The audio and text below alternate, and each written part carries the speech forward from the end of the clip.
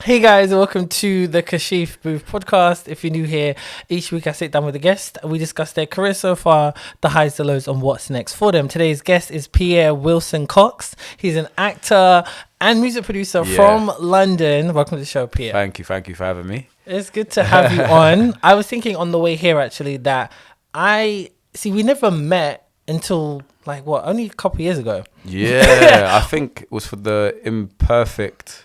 Oh yes, it was that first year. Perfect. That was 2018. Yeah.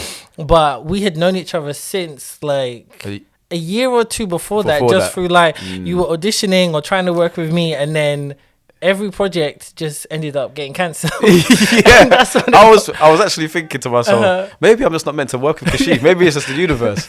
But eventually, a couple of years ago, you were able to be in TALIA Versus, which was great. You was able to be in the rest of those episodes after the pilot episode, which was really cool, with Serafina and all that stuff. So, that was dope. That was a really good experience, to be fair. Exactly. So we were just talking, how did that even come about? Because I remember I was surprised to see, I was like, oh, Pierre, what are you doing here? It was at rehearsal and I was like, what? So I think, to be fair, I think you posted the casting and I had already seen the pilot episode and I really enjoyed it. So I thought, this is a bit of me. Let me go for one of the roles.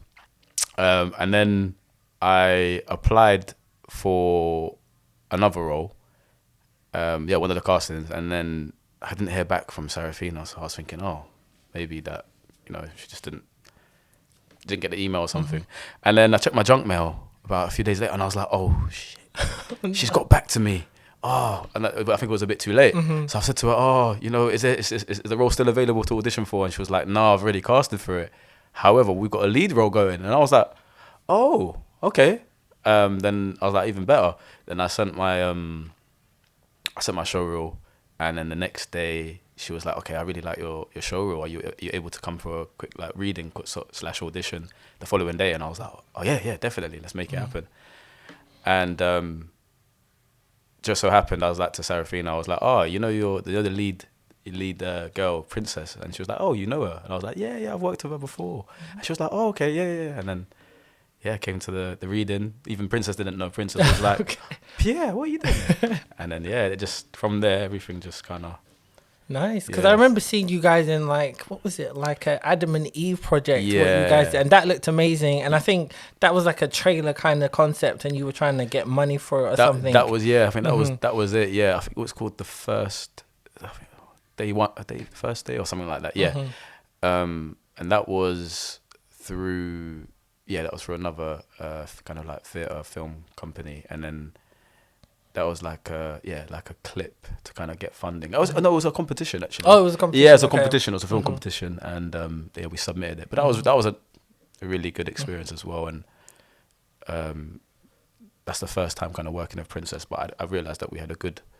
From then, I kind of knew that we had a good screen chemistry, and it was just everything was just easy working with her. So. Ended up being in TALIA Versus, and then because that's what I thought when I saw that you were there. I was like, okay, this is perfect because I know you guys had worked together, and I had worked with Princess years prior. And the funny thing about that I think I've seen that one as well. Yeah, we have to recap that. We have to recap that. Start somewhere. Yeah, of course. Yeah. But see, I'm gonna have Princess on in a few episodes, so we'll probably reminisce about those days as well. Yeah. But she had said to me randomly on Twitter just before TALIA Versus was kind of even a thing, she was like, I think it's time for us to work together again. I was like, yes, definitely, blah, blah, blah. And then with the pilot, when it came to TALIA Versus, we only had 3 weeks to shoot it. So when I say that, we had to cast, prep, and shoot within 3 weeks. Wow. So it was just mad. So I just remember, when you did the Black Actress and I knew a bunch, I just was in everyone's DMs or WhatsApps. I was like, hey, this is paid. This is the job. What do you think? Princess was like, sure. And then it just kind of went from there. And it was like, it worked out perfectly. Yeah, definitely. Because you guys had great chemistry. It's a shame we didn't get to release the 4th episode of TALIA Versus, but I understand why. But everything else was really good with that as well. At least I still got it for sure. Yeah. Exactly, I'm joking. But that's why I wanted you guys to have it. And it was great finally working with you on that because it was just a lot of misses. It was just I remember you you auditioned to be in Imperfect season 2, That's and it. that was going to be great. I was really excited about that season, and then it ended up just getting cancelled because of loads of conflicts in schedules and stuff like that. I was like, you know what, this is just too much. And the funny thing is that I wanted to, during that time, I had so many ideas of character development. So with your character on Imperfect, I can't remember what that character's name was now, but you was going to be really good friends with the guy, what's his name? Derek in the show. And I was going to do a project based off you guys after the end of that season. Like a spin-off sort of. Yeah. Because I just felt like, okay, we could go off in this direction and have like, because I had Nate and Jamie, which was like the fun, youthful kind of show. I wanted to create a show which had more serious elements to it with black men as well. But yeah, it just kind of went. The universe, it just. Exactly. But we still ended up coming back. Exactly. TALIA versus, so exactly. it was meant to be. Exactly. So how did you get started? You're an actor. You've been acting for a long time. What's your journey? So I've always. I'm going to go back to when, my first sort of acting role, I was I was in year 2. So I must have been 7, 6. Yeah, 6, 7. And, but these times I was proper shy. Like, didn't really like to engage with anyone. But for some reason, they were like, oh, Pierre, we want you to play a Nancy. You know, a Nancy Spied Up. And this was my first sort of, and I was just like, okay. I didn't really have much talking, but I had to do a lot of movement. And that was kind of my first sort of experience of being on stage. You know, when you're young, you don't really think about it, you just do. I always remember just following directions. And between that and between the age of 7 and 11, very shy guy. I was very shy. Acting wasn't really something that I used to think about. And not until I got into secondary school and then started understanding drama and the idea of performing. And that's when it kind of all started there. I think, when I was about 13, did my first proper performance in Oliver Twist. It was musical theatre, so I had a little bit of a little singing. Like, that was fun. That was really fun. And then from there, it just kind of, I knew that this was something that I really enjoyed doing. Even just the element of escapism in general, just the whole everything. And then, from there, studied it at sixth form. And I kind of knew that this is something that I wanted to do. Then I had my little one.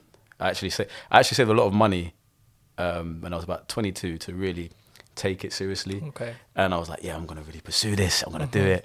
And then obviously I had my little one, and I was like, oh, that, obviously he's a blessing, but it was almost like, oh no, I don't know what's going to happen. Then I bumped into a friend who I was working with, and he was like, no, bro, like, this doesn't mean that your acting career is going to be over. You know, this is going to be a different journey for you, but you can still pursue it. And he ended up being really good friends with Jermaine Wong. And Jermaine Wong was the person who casted for that Adam and Eve. And that's how I met Princess. So it is so bad the way the world works. Yes. So, and this industry is very, very small. Everyone knows everyone. Exactly. And he was just he's a videographer as well. Okay. So Wow. And then that kind of sparked it again. Ended up contacting Tasha Adams. Said, look, I'm willing to do, I just want to work with you. Like, have you got any roles? And she said, well, I haven't got any roles, but I'll write something for you. And that led to Growing Pains. And then, like work breeds work. Yeah. And then from there, just been momentum. Nice. I mean, that's really good. It's great that from such a young age you kind of discovered it, and then it fell into place, and you've just been doing it. A lot of people discover it later on in life, or there's certain things that happen where it's like, oh, okay, I want to take this on, and it's been since you were a kid. And especially when you were saying like about when you're a kid and you have to do the plays, you have no choice. This is what you're doing, and that's it. Regardless, you always wonder why the teacher made this person the lead or that person, but who knows what, because they see it, like you said, they see something in you, and because you said you were shy, so they probably wanted you to come out your comfort zone and embrace something new, and sometimes when you're staying in that bubble, it's kind of a thing. And it's funny you mentioned Tash, because the previous guest I had on last week, I met him through Tash, because he's an actor and we was going to work on a show together with Tash as well, and she was the first one I interviewed when I did my whole podcast. It's been almost 2 years since I've done this podcast now, and Tash is great, and she's got obviously her hit web series Growing Pains, which she's told me she's working on season 4 at the moment as well. Yeah, and I think they've got it's looking like it's definitely developed, and which is and I've got a lot of respect for Tash, because she just had a concept in her mind, very inclusive, just got everyone involved, and that's where if it wasn't for her just saying, taking a leap of faith, I didn't have any showreel footage. I just said, look, I want to be part of it. Is there a role that you might be able to do? And she said, yeah, just come down. I'm going to write something for you. It might be a bit of improv as well. From that, I had some good footage, and I think that kind of sparked it. That really sparked my career. So I've got a lot of respect for Tash. Yeah. And so how is it for you being on Growing Pains? Because we were saying before, like, you're in a lot of hood stuff, and listen, Growing Pains is real life hood stuff. So it's like, comparison to your character in TALIA Versus, you're the smooth talking, every girl's dream in the rom-com who lives next door to her, the boy next door. So it's like, how is it for you, like, being in that space? Because like hood stories are important, and those stories need to be told. But definitely. How is it for you as an actor? As an actor, I think, like I said, because it was. But you know what? With that Growing Pains character, his name was Anthony. Even though it was, I think the whole premise of Growing Pains, obviously, it was like trying to be authentic, trying to be hood, and it was a reflection of where Tasha grew up, in East London. I really liked that character because I was the older brother of one of the main girls. Yes, I remember. Yes, Rita. So I really enjoyed playing that because I was being the kind of the protective, overprotective brother. So I actually liked it, even though he was a bit hood. But it was like, any kind of older brother who saw their little sister, with so many different men, you would have to be like, you need to sort, pattern up. So so I remember. And I think a lot of people were kind of shocked. I think they were like, "Oh, Pierre, you actually could have pulled off that big brother role kind of well. Like I didn't know you could get that angry. I didn't know that was." So I enjoyed. That was another side that I had to kind of like dig, But like when you ask me playing kind of the smooth guy as well, it's nice to go from one to the other and have that sort of. What's the word? Just broaden. The balance. To broaden. Exactly. And kind of stretch myself in that sense of playing like different characters. So. And how's it for you as an actor to not want to be put in a box? Because you were saying just before we started recording that how, you've been in another web series which was also quite hood, and you get recognized from people by people out in the street and stuff. So it's like, how is it for you to not only just get recognized, but as an actor not wanting to be put in the box? I think you have to. Sometimes you just got to say no. Okay. Even and saying this is I would also say I'm very early in my career, and so there's a lot more to do to it. But if you read a script and you kind of got a feeling. I think when you read a script and you go over it, you feel like, I would do this, or I can maybe play with this character to bring out sort of a new, maybe it's, I don't know, like a new thing. But like recently, someone, he's a good friend of mine. I've worked on one other hood thing, and he was like, I've got this other one, and I was like, nah, bro, I'll go for the reading, but I just don't think I'm going to be the one for it. It's a difficult one because at the same time you want to, especially when you're getting paid as well, you want to keep adding to your show reel. It's that kind of conflict. But I feel like sometimes in the long run it will make, when you actually look at your show reel, you want to have a nice sort of collection of a balance. I don't want to be, Yeah. You want to be an eclectic actor. Exactly. Because even if, okay, let's say you hadn't done any hood stuff, right? Yeah. And you were just doing the boy next door, the rom-com lead, Exactly. like in TALIA versus, then that's all you're getting. That's all I'm getting. Yeah, you want to be able to show that how versatile you are and stuff like that. Yeah. You want to play the gangster. You want to play the slick gangster as well. You want to play the nerd. You want to play the scientist. You want to play the teacher. You want to show all the aspects of you as an actor as well. So no, it's just always good to hear that, because some actors, when you watch certain, you know, like when you see like some famous actors, they tend to play the same type of character. 100%. Like 100%. I respect Kevin Hart a lot in terms of like, he's a comedian, now he's acting, and he definitely, I would say, you can see that he developed his craft as an actor, because 100%. he started off playing the same type of characters in movies. Now, when you look at him in like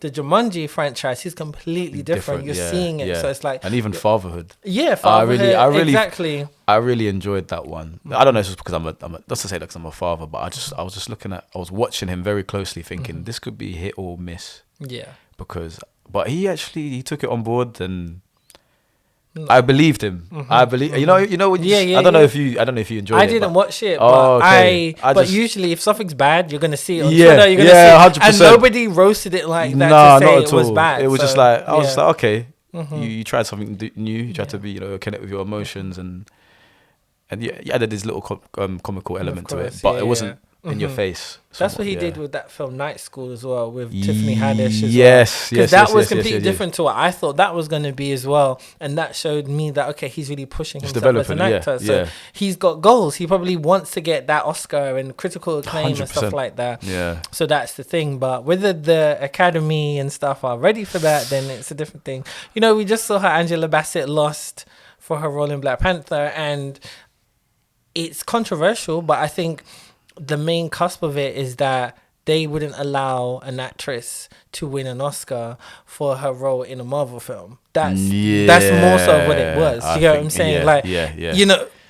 And no disrespect to Jamie Lee Curtis, I think everyone is a huge fan of her, but they gave her the award because her resume didn't have that.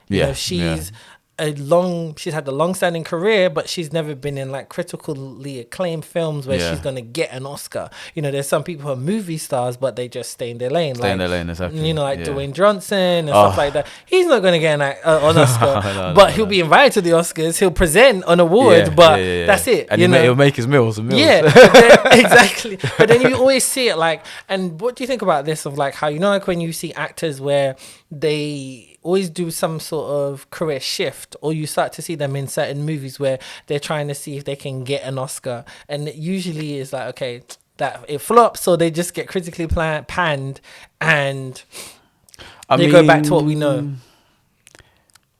I think as an artist in general, you're always gonna try. You gotta try.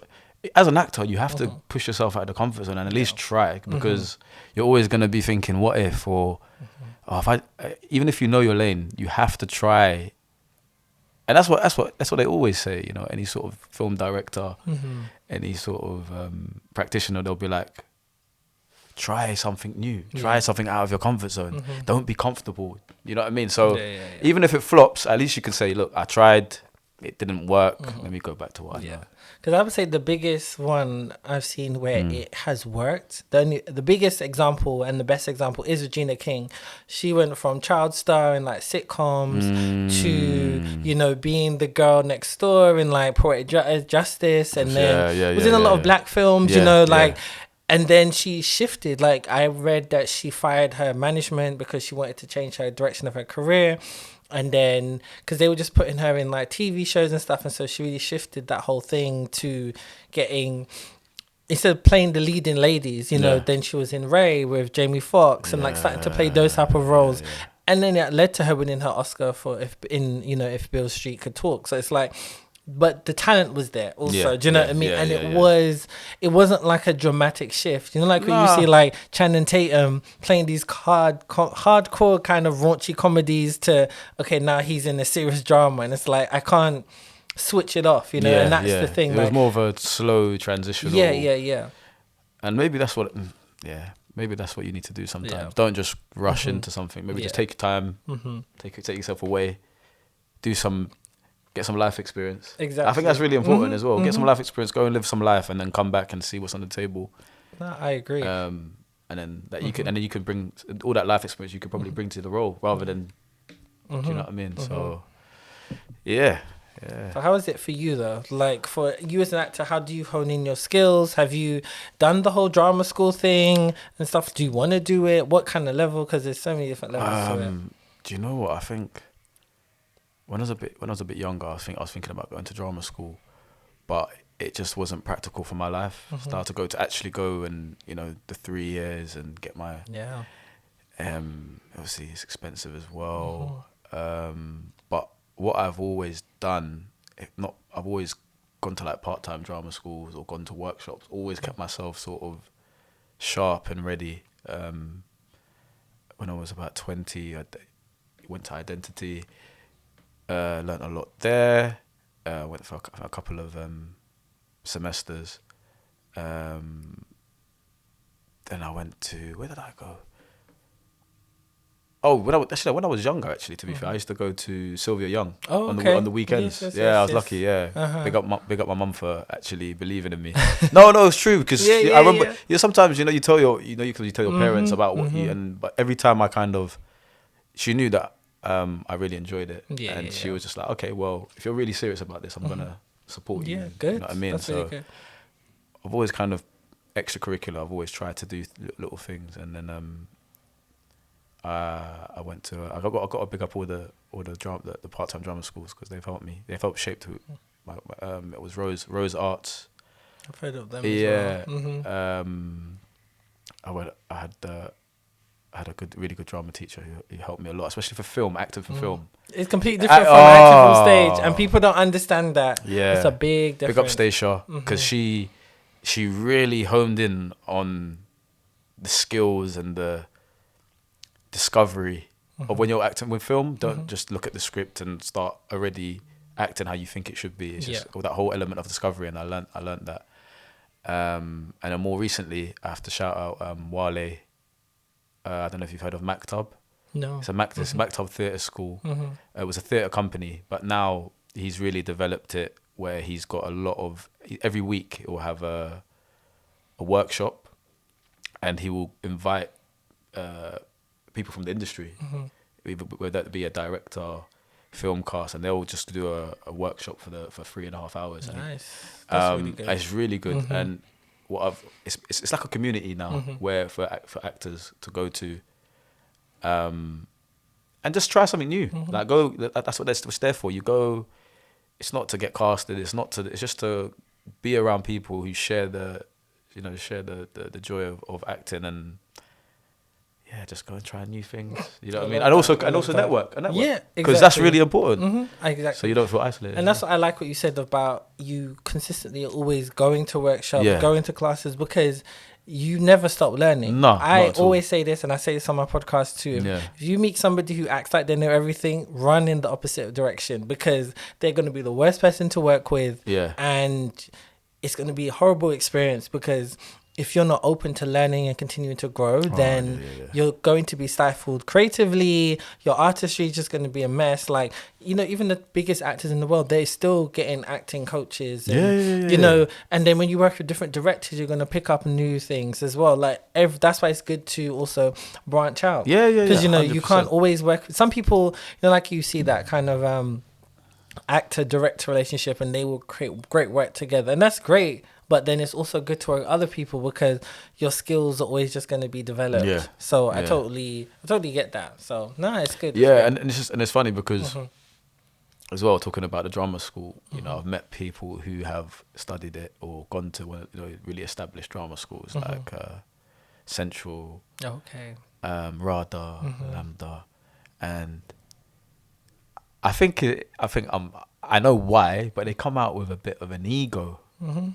A bit of not all. But that's not the first time I've heard this. Like, some people are cool. Like, there's a lot of people I know who've gone and they like really appreciate it, and they've just like it's helped them a lot. But you meet a lot of people who say, well, they've gone to drama school and they all act like they're the hottest thing. Yeah. But at the same time, sometimes I think life humbles you. Yeah. And they're like, oh, you know what? I can't take it away. Like I think the classic training is amazing. You can't. No one can take that away from you. And especially in theatre as well, like I can see there's levels in terms of in theatre. you know, you need to have to really be, you know what I mean? But yeah, so that's why sometimes when they come out of drama school, they may not feel like they need to sharpen their tools. Yeah. No, I've yeah, heard do you that know, too. you know I've what I mean? heard Yeah, that. yeah, I know because what you're they, saying. yeah. I And no know what disrespect, you're because I've got a lot of, you know, I've got a lot of quite peers. No, but as well. this is the But this is conversation the real, to have. This is the realness, though. Because Yeah, training is important. Yeah. But at the same time, you have to be willing to continuously to learn. Yeah. Just because you went to the top drama school doesn't mean you're going to become the next big actor. Exactly. There's no There's no guarantee. guarantee. Like, Yeah. I've worked on TV shows where I remember there was one where she just got out of drama school and she got casted in a Tarzan film that came out with Margot Robbie quite a few years ago. Yeah. And she was on the show I was working on, which was an ITV drama show.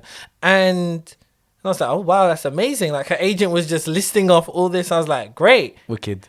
I'm still waiting to see her in something now. Like, and I'm not going to name names, but do you get what I mean? Like, it doesn't mean anything. There's so many people, especially like in America, for example, like, there's loads of people who haven't been to drama school. They just start acting, you know, like child stars as well. Like, and they just learn and they understand the industry and they understand about refining their skills and understanding how the business aspect of the industry works and how they can survive as an actor, because that's a whole different ball game. Longevity. Exactly. Longevity. And like, you know, you can't just be...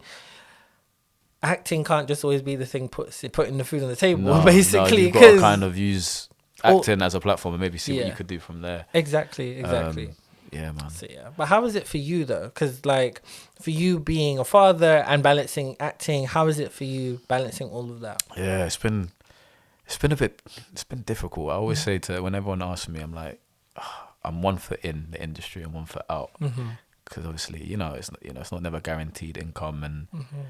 Trying to balance the 9 to 5 and also being a dad. It's been difficult, but I've always kind of kept faith and just believed that this was my journey. Do you know what I mean? And I've never really questioned it too much, and I've just kind of gone with it. I think some of the conversations I have with some of my close friends within the industry, they're like, Pierre, you know, you're gonna have to. There's going to be a transition period where you're going to have to either take a leap of faith and just go with it, or you're never going to make that proper step over into the... Does that make sense? Yeah, it does.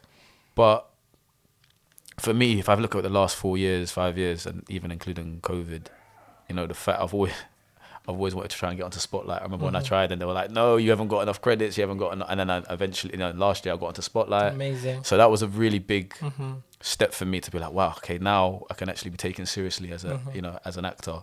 Not to say that if you're not on Spotlight, you're not. But it's a mindset. Industry but standards, the industry that's now, what they do. They need, they they kind of, you know, and I think like it's your mindset that's professional. You have to, do you know what I mean? And I've always thought, I've always had a professional mindset. Everything that I've approached, not having an agent, I've done a lot of that myself through social media. Like, for example, maybe messaging you, that's messaging Tasha, messaging like, hey, look, I would love to work with you. I like your stuff. You know, and that's, I think, I can't, even though I'll probably get an agent at some point this year, I still think I need to have that mindset of just go get it myself. Have someone else, but just don't solely rely on them. And yeah, it's an exciting year. I think it's going to be exciting. Yeah. Nah, because it's constant hustle. I don't have an agent. I don't have an agent. Yeah. You're the main. You're one of the main hustlers. No, 100%. I don't have. You know. Do you know what I mean? And it's also because like I've had to take a step back to figure out where's my place in this industry. What do I actually want to do? I was doing all four: writing, directing, editing, you know, producing, and then it was like, okay, when I got to a stage where I can. I don't have to do all of those roles and I can hire people, then I was like, okay, I lost confidence in my writing, so I didn't write. So I was like, I can produce, that's easy. Now producing, I can't stand it. Oh, you can't stand it? No. Okay. So, this is news to me now. Can't stand it. I've been just working in advertising for the past 10 months, just left that because I was like, I can't deal with it. I didn't come into the industry to make sure that everyone's dietary requirements are met, or if there's enough parking. Do you know what I mean? I don't care about that stuff. There's no like kind of creative element. that's not why I came in here to to do. I came here to create. Yeah. You know, I have loads of ideas, so I'm focusing on writing. So that's my goal, is to write, get my agent so that I can create the stuff that I want to create, you know. So that's what it's all also about. Like, you never stop grinding, you never stop hustling, because even when you do get an agent, and I talk to other actors and they're talking about their experience, like they were talking about how they need to get a new agent because the agent's not booking them any auditions, or nothing's coming through, or they're taking too much money from their percentage, or you get the job and they're taking 10%. It's like, well, what am I hiring you for? That's your job. So it's like there's so many politics as well, like and it's never a thing of like, okay, once you get here, it's enough. No, there's always another level as well. So that's the thing about this industry. It's so like up and down, and people always talk about the rejection. Rejection is definitely a big part of it, but it's the constant need. I don't know if need is the right word, but the constant look for what's next. You know, what's next. Like, and I said this on Twitter a few weeks ago. Like, are we ever fulfilled as creatives? Probably not. Because like, okay, like what if you get to the point where you win you become an EGOT winner, you won every single thing, what's next? Do you want to do it again? Do you want to win another Oscar? Where does it go? You're always striving for the next level. Exactly. And I think I was watching, obviously Will Smith's a whole different ball game, but I think the element of him, I read his autobiography, and I've watched I think he was one of his documentaries where he was getting ready to do something, but he's someone who's always looking for the next level, and sometimes that might be it's a blessing and a curse. Do you know what I mean? Yeah. It's like, okay, but then if you have the resources, then what kind of, it's a complete different thing as well. If you don't have the resources, you're still trying to get to point A. Yeah. So that's definitely important. But it's been an interesting journey, and I think like for me, I'm not even where I need to be yet. So, or where you want to be, where you see yourself. But I've seen you grinding for ages and stuff. So it's I'm always seeing you working. So it's like, it's good to see where you're at now and where you want to be, and there's no reason why you can't get there. And because you know how your friends were saying that you may just have to like go at it really hard and take a risk. I feel like there's always a balance, and there is a balance, and you don't know what role could come through and that could take you to where you need to be, but you have that great support system with you and for your son as well. So it's different. Like, so Athena's the same, like she has a great support system, you know. Wow, that's why she was able to create TALIA Versus and you saw her sisters around, myself, me and her basically family, but we're not. You know, so it's like, so that's who you pull around you to get to where it is. So it's, I don't feel like you can find that work-life balance without killing yourself or not having a good relationship with people who are your close-knit family. You can find it, in my opinion, because that's a lot of the talk recently in the industry, is like, you know, you don't have to kill yourself just to get to no, cool. It's not, but people, the old school values of that are telling you, well, this is what you've got to do, this is how it always is. Or, you know, like even me being on the production side, a lot of the energy they kind of stick into is like very hectic anxiety energy, and it's like you're shifting that onto me, and then that just makes me feel a mess. And it's like, nah, I'm not doing that. I can handle any situation that arises and stuff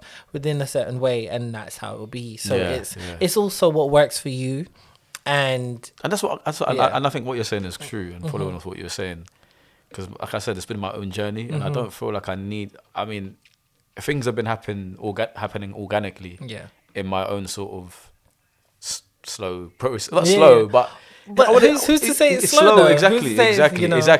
So you're exactly, that's a good point. Look, but even the way I met Tiana Banton, it was just I've interviewed her on the podcast as well. Oh yeah, she's a great director, writer as well. I love her concepts and ideas. Very. I love her work because of just how nostalgic it is as well. But the way we met, it was just so random. I was in I ended up going to one of the restaurants that she was working in. Oh wow! Yeah, literally. I was just on a random day. I was having a pretty bad day, and I think she came to like collect or do something, and then I was like, oh, do you want me to help you? And then she was like, no, it's all right, don't worry. Then I went to go pay for my stuff, and then she was like, hey, are you an actor? And I was like, yeah, I'm an actor, yeah.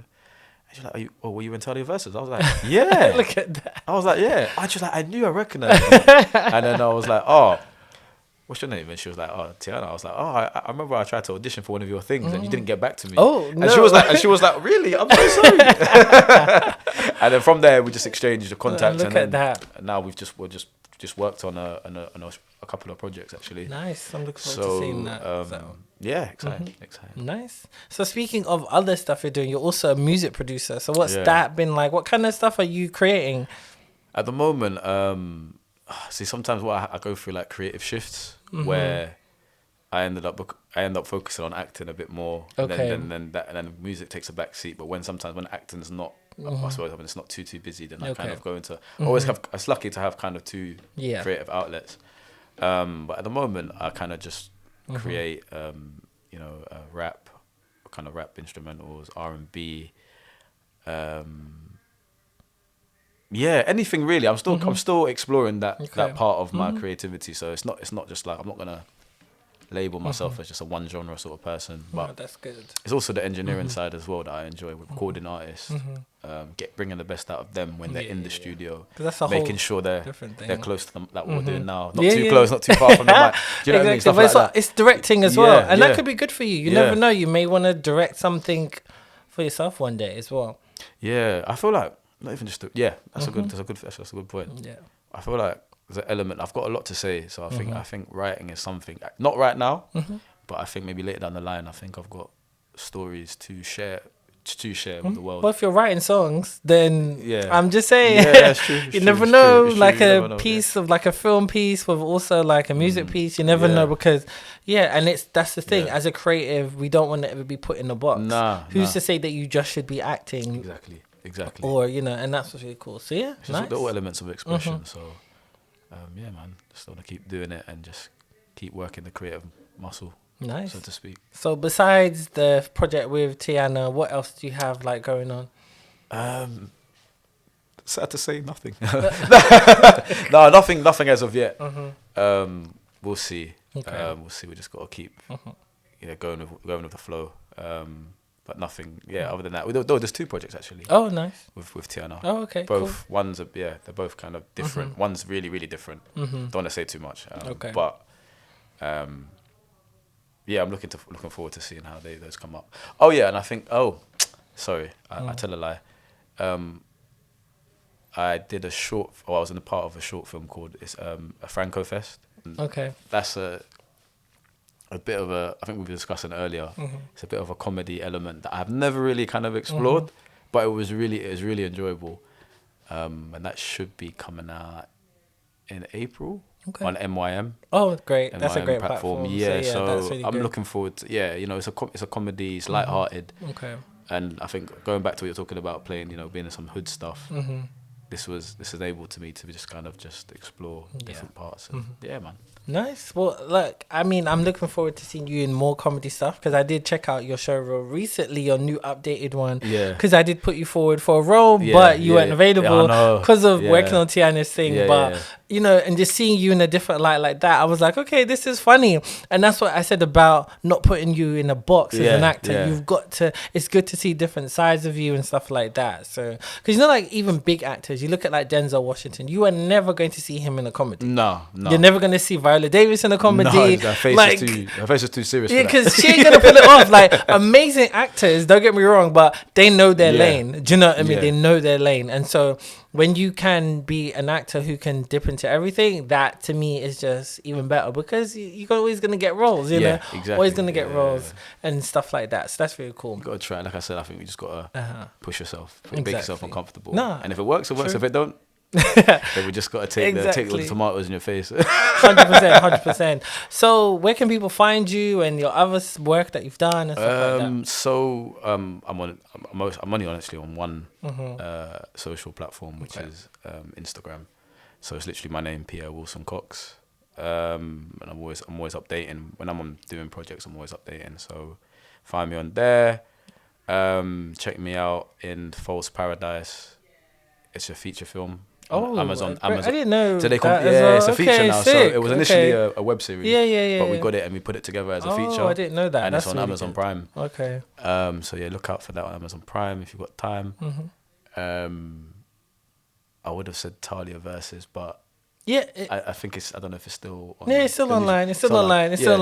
Listen, that's in a whole nother world right now. So we have to just keep that hush hush. So This is okay. Yeah, so that's all. But the web series you can still find online. Find it online. Yeah, Talia yeah. Versus on YouTube, and hopefully in a Franco Fest on MYM. Nice. If you want to check that out, it's gonna be a bit of a kind of comedy. And yeah, that's it really. Sick. Well, thanks again, Pierre, for coming on the show. It was great having you and just chatting. It's good to catch up. Yeah, I know initially I was a bit like, I don't know what I'm going to say. But yeah, it was fun. It was great. Thanks for having me. No, you're welcome. Well, thanks, guys, for listening. You can follow me all on my usual socials. You know them. There's a bunch of them. Stay tuned for new episodes coming soon. Peace.